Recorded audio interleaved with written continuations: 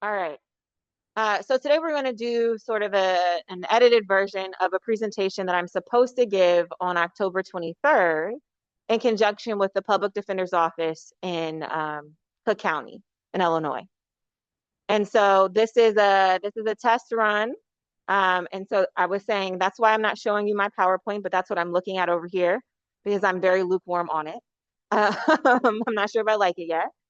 And so, really, this talk is supposed to be about convincing small business owners um, why they should hire formerly incarcerated folks. And so, I was starting off by saying, why are we even talking about this? And it's because it's an issue, right? Formerly incarcerated folks have a hard time being hired, and they have a hard time being hired because of their criminal history. And in addition, I think because of the sort of gaps that folks will find in their resume, that clearly indicates that they were in some sort of facility. And so I was talking about sort of defining formerly incarcerated and indicating that that term doesn't just include adults who have been in prison or jails, but can include folks who have been swept up in immigration detention facilities, which are just jails, right? Or children who have been in juvenile detention facilities, or what we call in Pennsylvania placements, which are also just jail, right? And the reason why I'm calling them jails is because there is a absence of liberty when you are in these places, right? You can't go where you want to go. You can't do what you want to do. You can't see your family. You can't call folks regularly. You don't get the food that you want.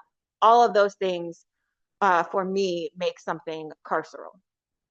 But when we're talking about hiring formerly incarcerated folks, I want to be sure that we're not doing so at the exclusion of people who maybe were not incarcerated, but have had criminal convictions or pending criminal cases. So, of course, my pitch is still that we should be hiring folks, even if they are in a pre-trial detention stage, something like house arrest. House arrest is when someone has some sort of electronic monitor, typically on their ankle, that literally tells a probation officer where they are at all times. What's interesting is that for children in Pennsylvania, the monitor is actually even more precise than for adults. But when you're on this monitor, unless you have court permission, you literally can't leave your home, right? So the goal is to make your home the jail, right? And the benefit is you're not in the real jail away from your home, is the sort of narrative we hear. And so my position is we want to make sure that we are thinking of and certainly wanting to advocate for the hiring of folks who are in that position, right? Or folks who have pending charges. Because all of these folks have a hard time being employed.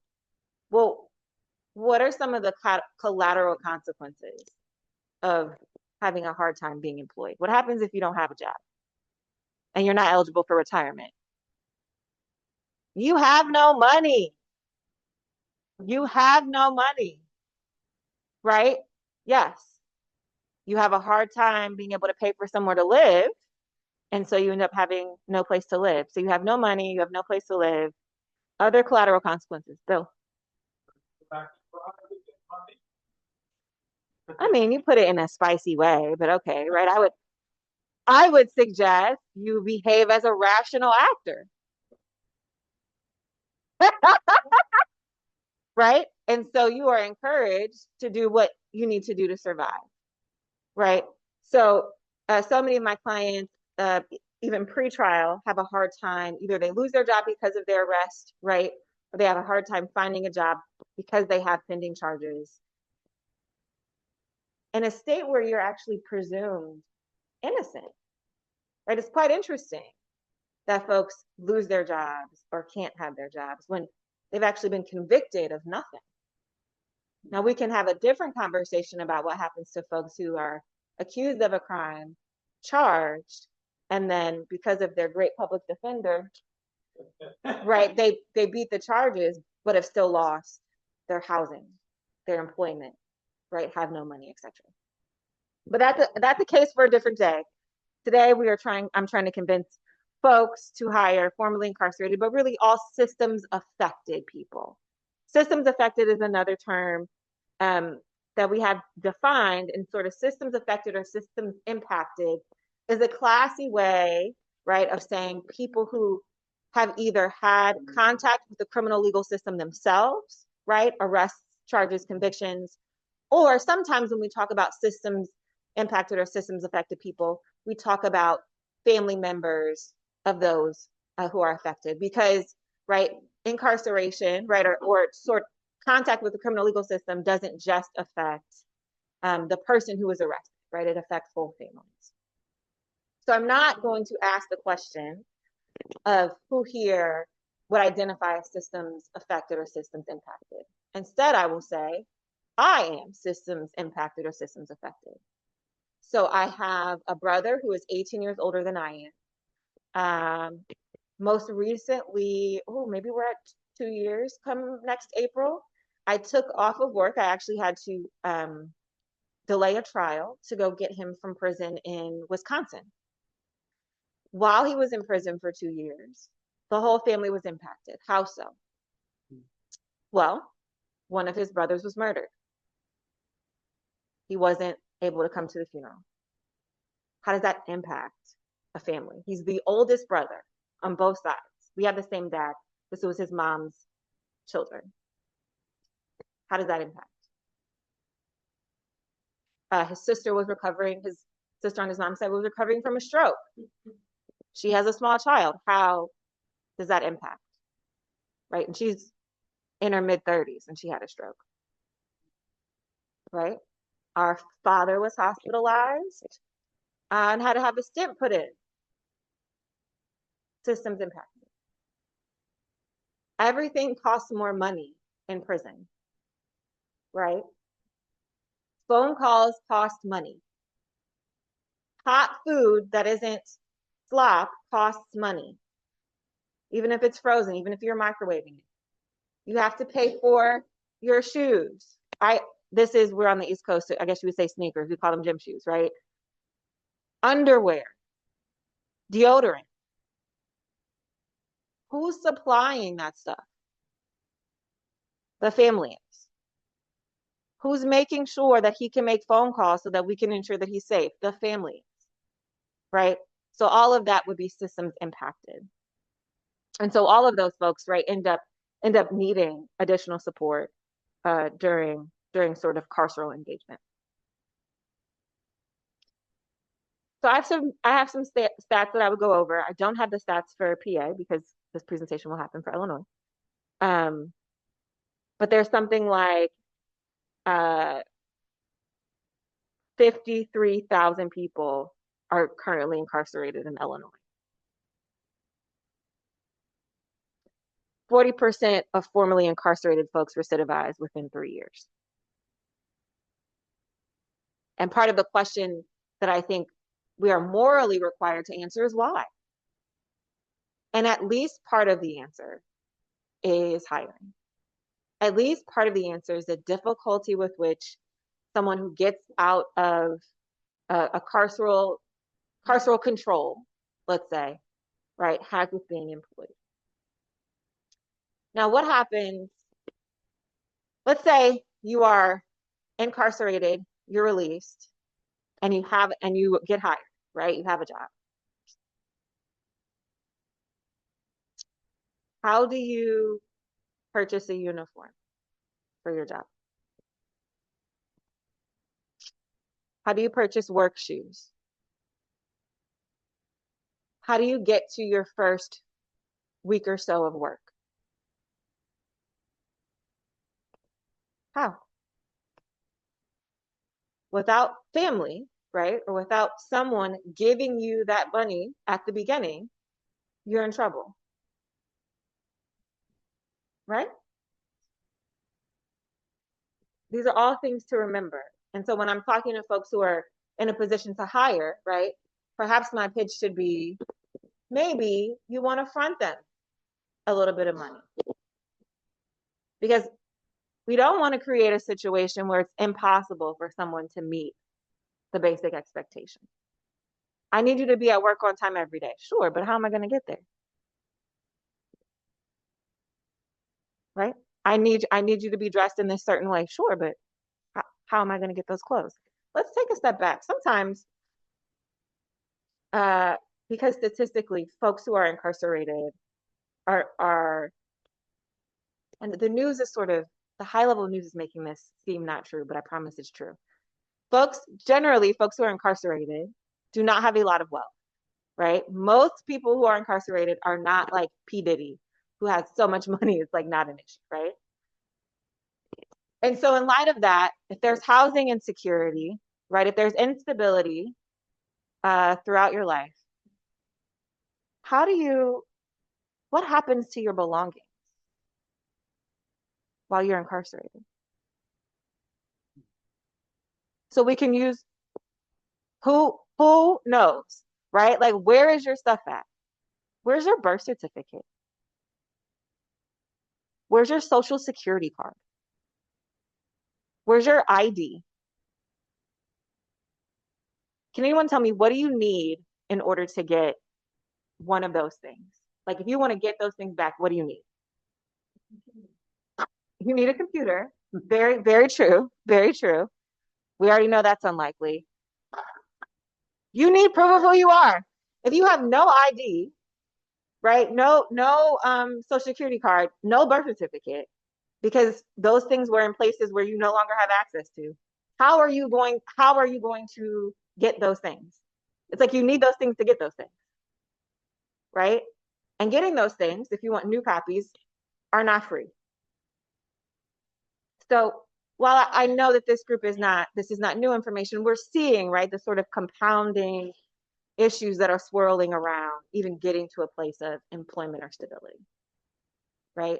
And so I think a part of this conversation is pushing folks to do, especially, small business owners who are suggesting that they want to be supportive, right, and help the community, pushing them to see that they're going to have to do a little bit more to make this happen, but that it's worth it.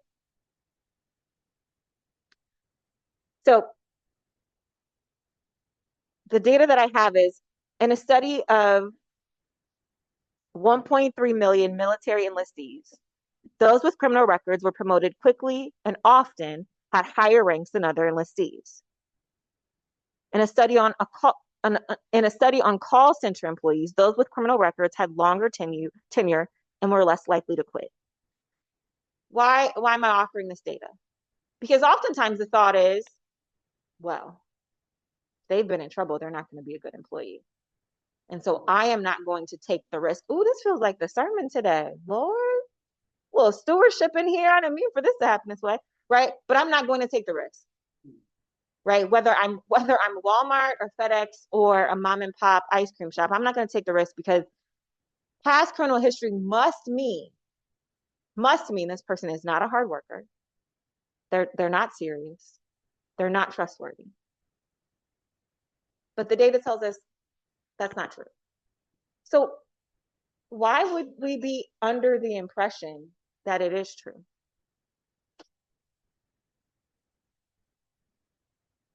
Because it can be true of formerly incarcerated people or people generally.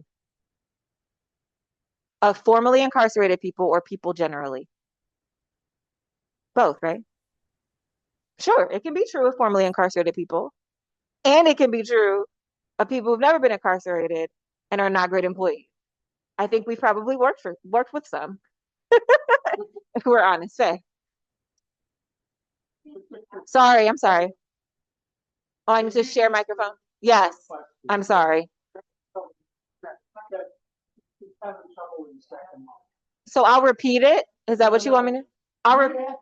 She's gonna repeat it for the folks online. Great. If it were true for a single person, the publicity would blow it out for income, and the business owners would be worried about it. Yes. Yes. Yes. Yes. Faye, it's like I paid Faye to come in and say that answer because that's exactly what I was looking for, right? That I mean, when we, I'm sorry. So Faye's comment was, well, essentially, if one thing goes wrong with one person, the media is going to blow it out of proportion, and then the business owner is going to be afraid or concerned about the consequences. And so the idea is, well, uh, to be sort of less likely to take that risk to avoid even one bad news report, even one issue. And that's often now. Sorry, are we usually done at 10? Yeah. Okay. No?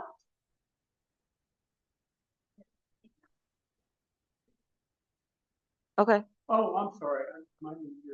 No, plenty of time. We're fine. Okay. Okay, great. Um, I'm sorry, but I also don't want to get y'all sick because I'm scared I got something going on. So sorry. I blew my nose this morning. I was like, no, don't want it. Danger, danger. Um, so Faye was saying, right, that small business owners or business owners generally become risk averse essentially because they're wanting to avoid potential issue. And in fact, one of the biggest questions that I was asked in preparing this presentation for the business owners in Illinois is, what about the legal liability? And this is probably the underdeveloped portion of the presentation. And so since we have at least one lawyer in the house, you can feel free to jump in. But the question of, well, what's the legal liability, right? How could my business, right, be harmed by hiring someone who has a criminal conviction, right? Or by hiring someone who is on house arrest or on probation or who has been arrested, who has a pending charge. Bill? Yes, I am. Let's try it. Okay. And I'll repeat it. Thank you. If say you're a supermarket and you hire somebody who's committed a crime of violence before and they assault a customer, the customer could sue the store as well as the employee because the store was negligent in hiring, allegedly. What changes if the employee who assaults uh, the shopper doesn't have a criminal conviction? Then you had no reason to believe maybe that they were likely to be violent. Whereas if they'd been convicted of something violent, then the plaintiff will argue that you shouldn't put the customers at risk by hiring somebody like this. In either scenario, the scenario where Well, but if you had no reason to believe, to know that they were likely to be violent, then the employer might not be liable. yeah. So my question then becomes, in either scenario where someone who has criminal history and someone doesn't, not not addressing the likelihood of winning the lawsuit, okay, does the ability for the lawsuit to be put into effect change? Oh, you could get sued anyhow. You can get sued anyhow. And so here is where we take perhaps an abolitionist turn in the conversation, right? Or a pro-incarcerated person's turn in my pitch, right? Because I agree with what Professor Ewing just told us, right? About some good arguments about liability. What's also, though, important for me in making this argument and having this conversation is that, well, nothing really ever stops someone from suing you, right? Yes, we can talk about the consequences on the back end and how you can be harmed if you lose. But whether you hire someone who's formerly incarcerated or not, if you have an employee who assaults a shopper, I feel pretty confident that you're going to be sued either way, right? And so while there is some argument that, well, I want to mitigate my risk, right, for the purposes of my profit or protecting myself, and so I don't even want to take that risk. The way folks become formally incarcerated is that they've had one arrest. So prior to that first arrest, they never had an arrest. Like, you only get criminal history by engaging in criminal conduct. What's my point? That we're not necessarily safer or better off engaging with someone who hasn't been convicted before. Because my clients who are now have criminal convictions, there was a point in their lives where they were not convicted before, right? There has to be a starting point. And so it's not necessarily true, right, that your business is safer, right? Or you're sort of more protected from liability if you don't hire folks who are formally incarcerated. And I'm really glad that bill brought up the term violent offenses. That is a term that I feel like is often misused. And so I think for the purposes of the presentation, I'll be sure to define what that means. Because sometimes folks call things violent offenses that I'm like, oh, I don't know if that's actually violent. And sometimes, especially when we're talking about drugs, sometimes we get in this sort of weird world where, like, drug crimes are not actually violent offenses, but the assertion is that by the nature of the drug trade, there is violence. And so then all of those folks become violent too, right? It's a very sort of slippery slope. What is the abolitionist challenge, right? What is the abolitionist call? So I think what I would end up saying to small business owners who are concerned about their own liability is that I need them to reflect on why they became small business owners. The group that I'm talking to specifically is in Evanston, Illinois, where I'm from. And so I'll probably know a couple of the business owners. And I probably know them from church, right? And so I'd wager a guess that they're going to say, well, I want to help the community. Well, formerly incarcerated folks are still the community. Well, I want to help make X place better. Well, the system that we have, right? The system of incarceration, the system of people's criminal convictions being held against them long after they do their time, that is a function of a society committed to oppression.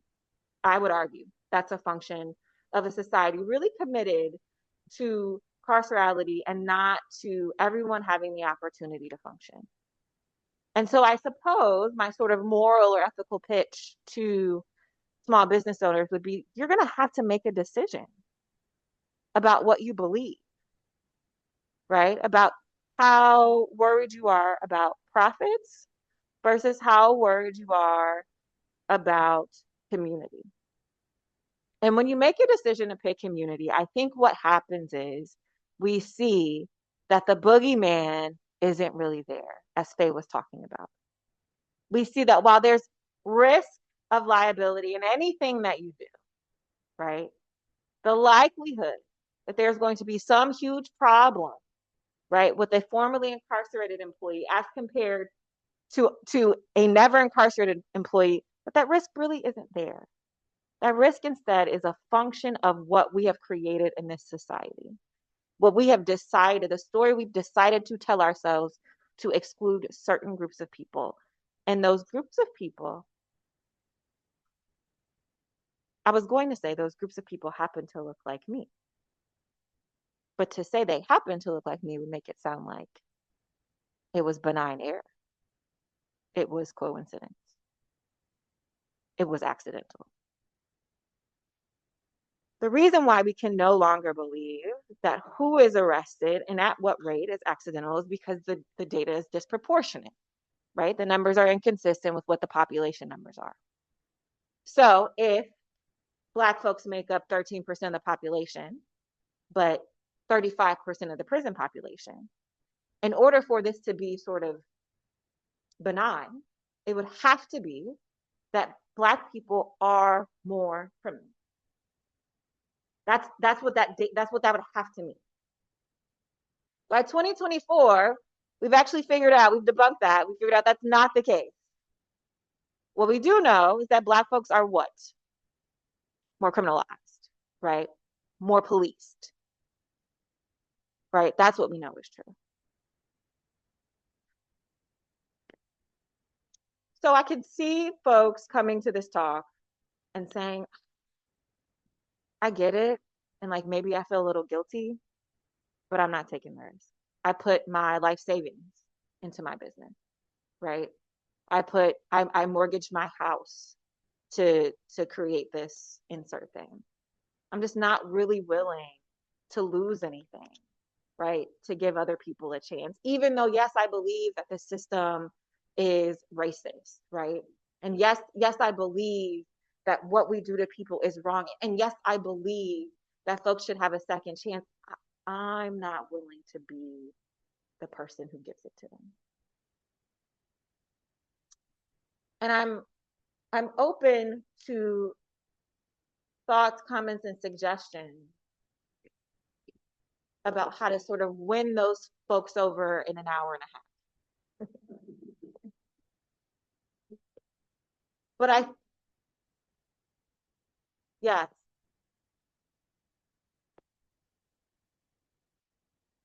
thank you. Let's make sure I have that defined in the PowerPoint too. I appreciate you. The question was to define abolitionist or abolition. Was someone, Dave, were you talking? Was someone saying something? Okay, sorry. See, maybe I am sick because I'm hearing things that didn't happen. Okay. Um, yeah, so I do that a lot. So when I say abolition, we in this country should think automatically to the abolition of slavery, right? That should be the sort of thing that comes into your mind because that's what we hear the most, right? And so when we think about an abolitionist movement, right, we think about folks who work together to abolish slavery. When folks were demanding the abolition of slavery, what were they demanding? Were they demanding slavery be adjusted? No. Were they demanding slavery be reformed? No. Right? They weren't like asking for some edit on slavery. Let's redline this and like fix it. No pun intended. They were saying we have to get rid of this system altogether. So when I say abolition, I am suggesting we have to get rid of the carceral system altogether. So when I say I'm an abolitionist, what I'm saying is I don't believe in prisons, jails, or police. Oh my gosh, what are we gonna do? How are we gonna keep the bad guys in line? Those other people, not me. Not me who right engages in capitalism and like lives in a nice house and sort of benefits from the history of chattel slavery as a white person. Not me, the other bad people. How are we gonna deal with the people who like steal and kill and sell drugs and hurt children? We just talked about all of the ways in which folks get to a position where they're doing those things, right? So usually when the first thought is like, what are we gonna do with the bad guys? I'm like, I'm gonna send you off to read some books and then we can talk again. Because like when we're at what are we doing with the bad guys? And the person who's asking me that isn't thinking of themselves as a bad guy, I don't have time to engage. Right? Because that's the boogeyman notion. That's what we've been taught. What we've been taught is you will feel better if you get back at someone who hurts you, right? And that bad people are lurking all around just waiting to get you. But you're the good guy. And I have yet to see that be true. What do we do in a world where we don't have prisons or jails or police? Man, we have to help people, right? We decided to get rid of facilities that would help folks with mental health struggles, and instead we put them in jail. We criminalize poverty, right? We criminalize folks who are sleeping on the street, who are having mental health crises. We do it. We do it a little bit. Ooh, this is spicy. Pastor's not here. I'm gonna say it. Okay. We do it a little bit here at PhoneCog as we think about, and we're still working on it, and I know it's a work in progress, and I don't have a perfect answer. When we think about folks who are sleeping on our steps, right? The reason why we have to be committed to not calling the police is because we don't want to be a part of criminalizing homelessness, right? Criminalizing poverty. The reason why we want to be committed to calling helping organizations, right, when someone is having a mental health episode is because we don't want to be a part of criminalizing folks who are mentally ill. So when we decide that the community is going to take on a lot more work, we actually can function without police, prisons, or jail. Because we can help folks, we can help encourage people to engage in pro-social behavior, right? Try not to use the word like criminals or criminal behavior, right? First person, first language, you are not the worst thing you've ever done, right? You are not the worst thing you've ever done. Another plug for hiring someone, but you're not the worst thing you've ever done. If you were the worst thing you've ever done, maybe someone will call me Reverend Cheater Jackie, right? That doesn't seem fair. You all know me beyond that. But I can name some folks who'd be like, Reverend Liar Jackie, right? So if we truly believe that folks aren't the worst thing that they've ever done, then we use person first language. So no one's a criminal, right? When we talk about criminal behavior, these are laws that sort of maybe we're okay with some of them, but maybe some of them were like, should this really be against the law? I know it's low-hanging fruit. I know it is low-hanging fruit, but I will tell you all a secret about your friend Larry Krasner. Larry Krasner's DAs are still prosecuting marijuana. They're still prosecuting people who are allegedly selling marijuana.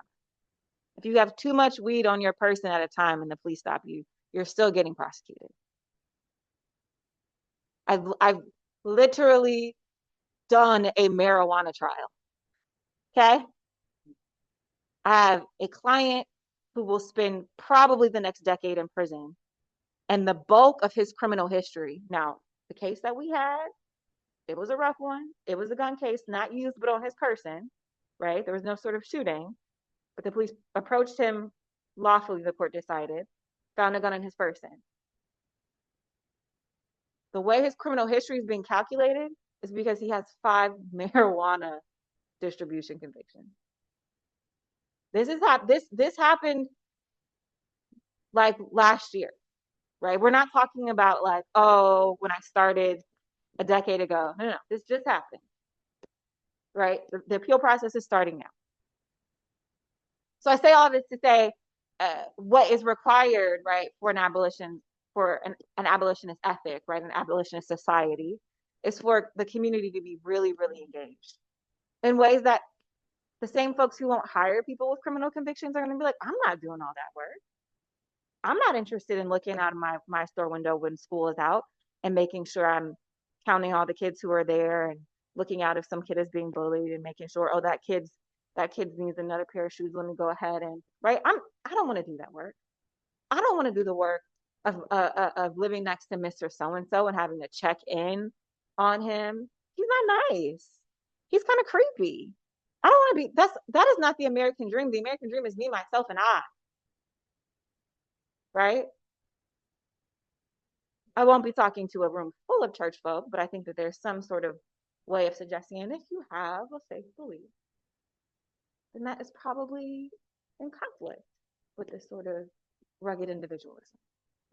Because if we suggest that we care about the kingdom, we suggest that there's something valuable in fellowship and community, if we suggest specifically, if you identify as a Christian and following Jesus, I'm not sure that you can have both the individualism, right, and be following Christ.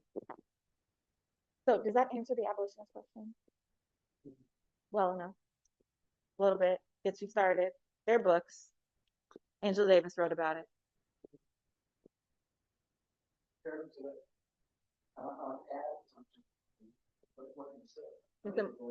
Pass the mic. It's not working real well. It's really Okay. You mentioned the mental health institution abolition, Yes. and we were working in relation to prisons at that time. You were In working relation to we were working in relation to prisons, and we saw that happen. Mm. Part of the theory of suddenly closing everything was that community resources would appear, Oh, and they didn't. uh-huh. So just to add depth to what you're talking about, abolition requires community work in advance. In advance. Yeah, you have to build the things that will enable people to experience restorative justice, to um, not have to deal with those things, to live a life that really works. Yeah, and that, yeah, that requires money. There's a an echo of folks saying it requires funds, it requires money. It's like you guys are writing the sermon for me right now, right? Because like we're in this whole stewardship vibe. It's my first time like directly being like, we're gonna talk about money for like a series of 4 weeks. Like this is stressful. But like, so I'm grateful that folks are able to identify like this costs money. This takes money. This takes a commitment of like will, right? And like moral interest. And it also requires money out of your pocket. This isn't free, literally or figuratively, right? In order to decide that we're going to go against the prison industrial complex that makes a ton of money, we're going to have to decide to put money elsewhere. And on the ground level, that starts with how each and every one of us behave, right? The text for today talks about the rich man. And I'm like, oh, are we too hard on the rich man? But like, the rich man kept pushing Jesus. What do I have to do? I want to get in. Almost like I want a special seat. I want a gold plated chair in heaven. What do I have to do? Right? And Jesus is like, okay, well, give up everything you have, right? Sell it and give it to the poor. And the rich man's like, that was cute. I'm gonna go ahead and keep the commandments, and I'll see you later, right? And then we have folks who identify as doing the work, right? Like Peter. And Peter's like, okay, well, if that's the standard, I've done it. So what do I get? And it's like, oh man, we're really self-centered here. Do we care about community or not? So, one of the things that I think that say, Is idea like for businesses. Put it, yeah. One of the ideas I think about just recently is this idea like in our country we businesses are they elevate profit above all other kinds of productivity, I guess, or and so that kind of having people think about how elevated profit above all and against you know in an exclusion of community is a important kind of consideration, I think. It's a very difficult ask, right? And I think I saw another hand, so I'll say this quickly and take another hand. It's a very difficult ask. And I think what's important for me to admit in the spaces that I sit in when I get to present on these things, even in a space like this, right, is to say, well, the reason why I can talk about this pie in the sky abolition, right, the reason why I have the intellectual room, right, is because I'm not worried about my mortgage being paid. First of all, I have a mortgage, right? I'm not worried about my mortgage being paid. I'm not worried about living paycheck to paycheck, right? I'm not worried about where I'm going to get food. I have the privilege, even as a Black woman from Evanston, Illinois, to talk about these wonderful ideals around abolition of the criminal legal system because I had parents who were like, we gonna hustle, right? My parents grew up on the west side of Chicago. My mother grew up in the housing projects, right? My parents made decisions around capitalism, right, and around profit that put me in a position where I can leisurely be like, I went to all of these really elite schools and I can talk about these wonderful ideas. And that's something to be named. I think my response, right, to that or how I deal with that is to say, and so I am responsible for doing the work. right? I am not asking my clients to do the same work that I'm asking you all to do. I'm not. That's not reasonable, right? Jesus was not asking of poor folk the same as Jesus was suggesting to the rich man. Not the same. The problem we run into is when folks decide they're not the rich man, they're Peter. The good Reverend Dave Brown gently reminded us in Bible study that if you're in the Bible study, you're the rich man. And I was like, oh, no, thank you. Right? No, thank you. But there's something to be said for that. One more hand before I go scurry off so I can finish up. I thought I saw someone. No? Yes. Personally.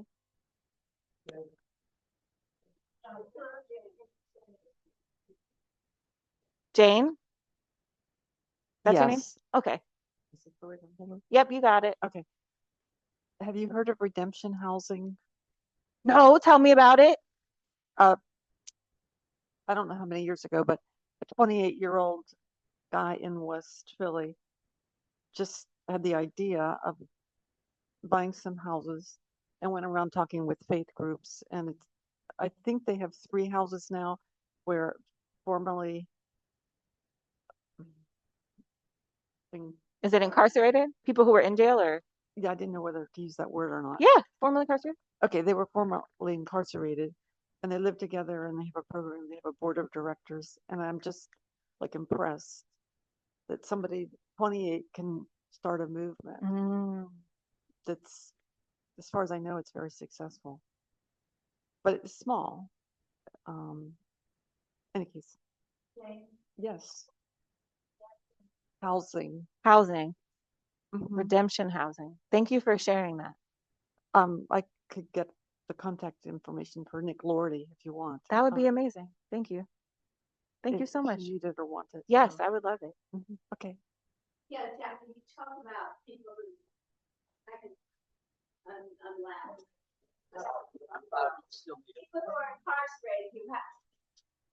People who are incarcerated who have not even been tried yet.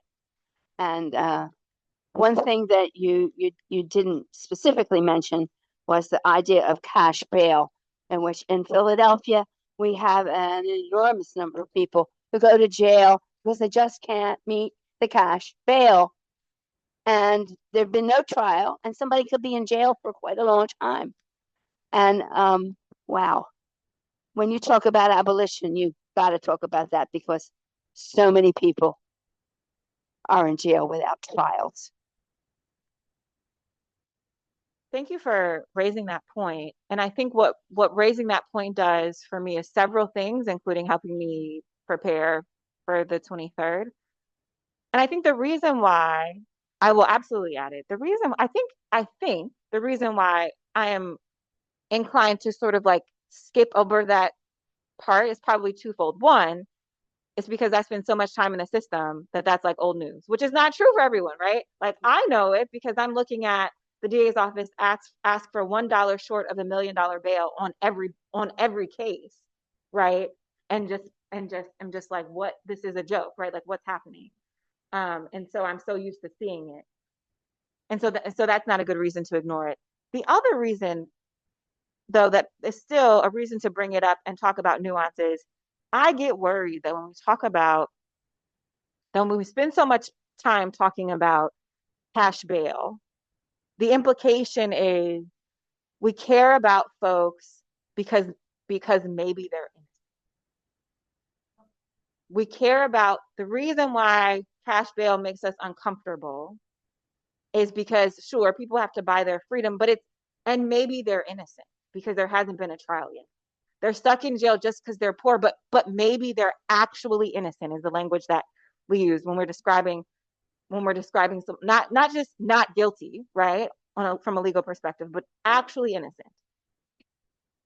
And I said this, and Ann Tonesmeyer so graciously let me say it, and then was like, yeah, my daughter-in-law is like an executive in the Innocence Project. What I said, right, in our book study was, I don't do this work for innocent people, right? My advocacy around abolition isn't about innocent people. My suggestion is guilty people should not be in cages. Human beings don't belong there. No human being deserves the outcome that this system in America gives them. And so what makes me nervous about talking about cash bail in that way is people are like, well, this is bad because innocent people could be sitting there. Whereas my attitude is this is bad because human beings are sitting there. Because human beings are sitting there, and because you don't have enough money to get yourself out, right? You sit there. The other sort of side of that coin, when we talk about this is great, y'all got me excited. Ooh, let me calm down. The other side of that coin is if and when we eliminate cash bail, my worst fear, I am not pro cash bail. My worst fear is that we get into a system where no one gets bail, right? If it's just a yes or no and not a number, I have no reason to believe. Why would I trust the district attorney's office to suggest to start saying yes more?